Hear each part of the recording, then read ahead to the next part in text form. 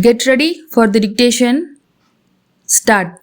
Mr. Speaker, sir, I did not want to intervene in this debate because I wanted honorable members to have as much time as possible to discuss this most important matter. The Food Minister will reply to the debate later on. Yesterday, the Finance Minister gave an analysis of the situation.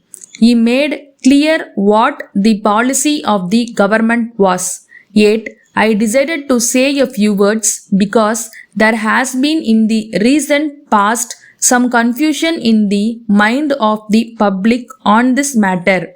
Many things have been said for which there is no justification whatever so far as the government are concerned. That was why I welcomed this budget in this house when I was asked earlier in this session if we would have a debate. Probably the honorable member who put me that question was under the impression that some big changes were under consideration. As a matter of fact, as the House will realize, no change in policy was intended or is suggested. Certain changes are certainly suggested, but they have nothing to do with the basic policy that the government have tried to follow and decided to pursue in future. Now, this question of food has been one of the most important questions during the last few years. Of course, in the course of the past few years, we have made some mistakes. We tried to profit from them. On the whole, I would like to say that we are better off. Of course, I agree that this favorable situation is not due merely to government policy, but to some extent, I think we are justified in saying that it is a result of government policy also. In this connection, I would like to pay my tribute to the Food Minister who has dealt with this question with an awareness which has produced certain results all over the country. Now, I do not propose to go into any detailed examination of figures, but it is necessary for us not to get lost, not to forget the wood for the trees. In such a debate, it is natural for each honorable member to be concerned more with the particular situation that exists in his state or his particular area. Of course, it is right that he should lay stress upon it. However, the most important thing is that we should consider this question of food as a whole and remember what our basic policy is.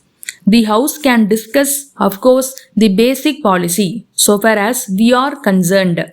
No question has arisen to change it. So far as we can see, no question is likely to arise when we should change the basic policy. I would add that, however much you may bring adjustments here and there, that basic approach will continue even though the food position may be much better. Why do I say so? The Finance Minister referred to the interconnection with planning. That is there. It is a kind of housekeeping for the nation. In regard to food supply, in regard to other necessaries of life, if we are to plan, it is necessary for us to look after this housekeeping for the entire community. First of all, we have to see that there is fair distribution, that some people do not suffer at the hands of others, and that we get the best out of it for our development and planning programs.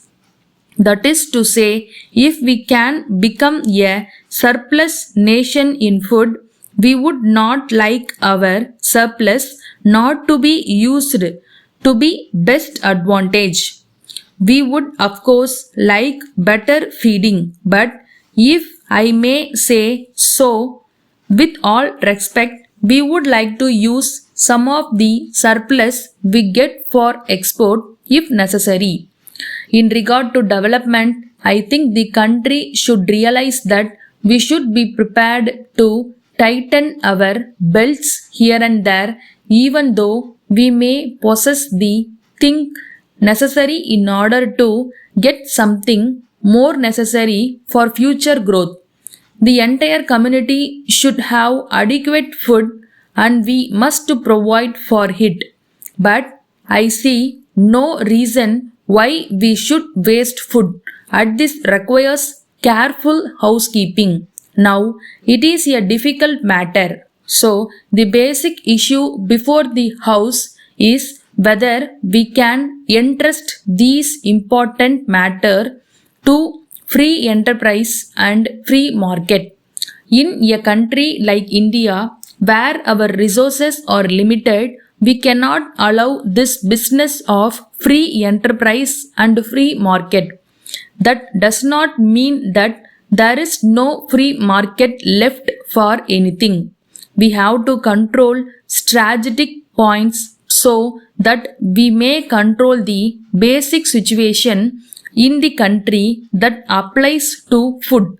Now, I am not prepared to say that there has to be no free market in food. Certainly, there might be.